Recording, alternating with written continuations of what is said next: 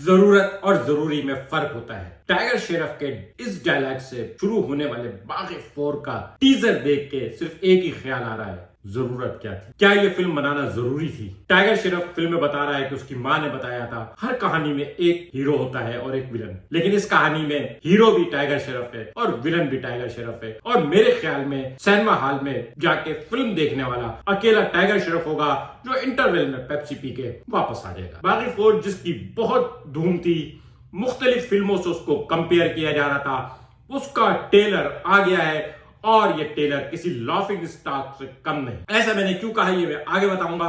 और मैं इस फिल्म को बिल्कुल भी एनिमल से कंपेयर नहीं करूंगा क्योंकि बाकी तमाम लोग तो इसको एनिमल से कंपेयर कर चुके हैं। तो मैं इस ट्रेलर को किस नजर से देखता हूं, आइए इस पे बात करते हैं। अगर आपने अब तक मेरा चैनल सब्सक्राइब नहीं किया है तो प्लीज मेरा चैनल सब्सक्राइब करें और बेल आइकन प्रेस करें। दोस्तों, गलती से टाइगर श्रॉफ की पहली फिल्म हीरोपंती और दूसरी फिल्म बागी हिट हो गई थी और उसके बाद से अब तक टाइगर श्रॉफ के क्रेडिट पे कोई हिट फिल्म नहीं है।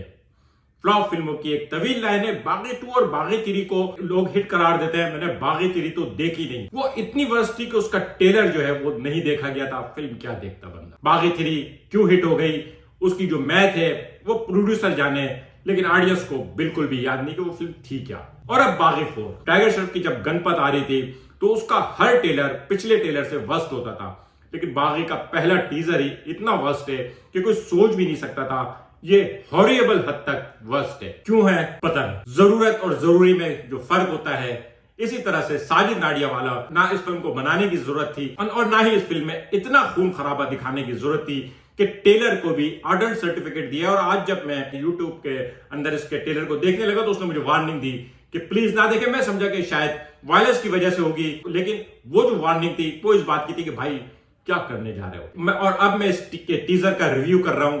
ना ये जरूरी था ना इसकी जरूरत थी, लेकिन बहरहाल आप लोगों से कुछ गपशप हो जाएगी। इस फिल्म में अगर कोई चीज नजर आ रही है तो एक चाकू वाला हाथ है जो सामने वाले लोगों के जिस्म में घपा घप घुस रहा है। इस पूरे ट्रेलर को अगर मुख्तसर तरीन अंदाज में बताया जाए तो आप कह सकते हैं कि इसमें सिवाय घपा घप के कुछ नहीं है। सब लोग टाइगर श्रॉफ, संजय दत्त, सोनम बाजवा और हरदास कौर संधू जो मिस यूनिवर्स भी थी, ये सब लोग इनके सामने जो कुछ भी आ रहा है उर्दू का मुहावरा बने हुए गाजर और मूली की तरह काट रहे हैं। इतनी बेदर्दी से तो बावर्ची जो है सब्जी नहीं काटता, जितनी बेदर्दी से ये लोग लोगों को मार रहे हैं। जो भी सामने आ रहा है उसके ऊपर टूट पड़ रहे हैं और घपा घप चाकू मारे चले जा रहे हैं। क्यों मार रहे हैं? जाहिर है बागी है, इसमें किसी न किसी का अगवा हो जाएगा और उसको ढूंढ रहे हैं। कौन अगवा करेगा? शायद संजय दत्त कर ले। संजय दत्त आजकल फिल्मों में बहुत ज्यादा आ रहा है। और संजू में संजय दत्त के हवाले से एक डायलॉग था कि मैंने हमेशा गलत स्क्रिप्ट को चूज किया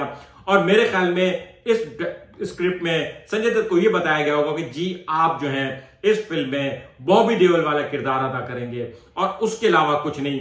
और टाइगर श्रॉफ की डायलॉग डिलीवरी, एक्शन वगैरह जाहिर है सब कुछ पुराना हो गया है। फिल्म है WWF की, रेसलिंग तो नहीं है कि हम बार बार रस्से के ऊपर चढ़ के जंप मारते हुए पहलवान को देखें।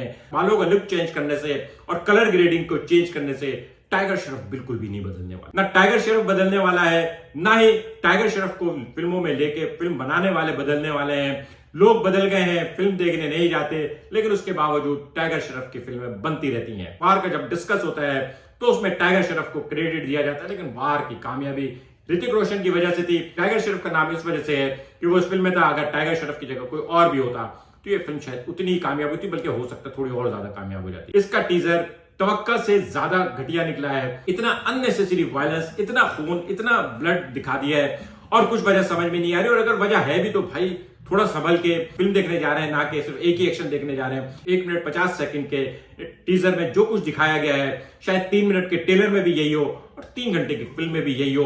1-2 गाने हो जाएंगे और उसके अलावा टाइगर श्रॉफ साहब जो है वो लोगों को मारते चले जाएंगे। फिल्म ना हुई वीडियो गेम हो गया। मेरे ख्याल में 5 सितंबर को इस फिल्म को डिजास्टर होने से कोई नहीं रोक सकता। अगर ये फिल्म कामयाब हो गई तो मेरी पेशन गोई के हवाले से ये बहुत ही वर्स्ट चीज होगी, लेकिन मुझे यकीन है कि ये फिल्म डिजास्टर होने वाली है। आज का व्लॉग कैसा लगा कमेंट करके बताइएगा। मिलेंगे अगले किसी व्लॉग के साथ। शुक्रिया।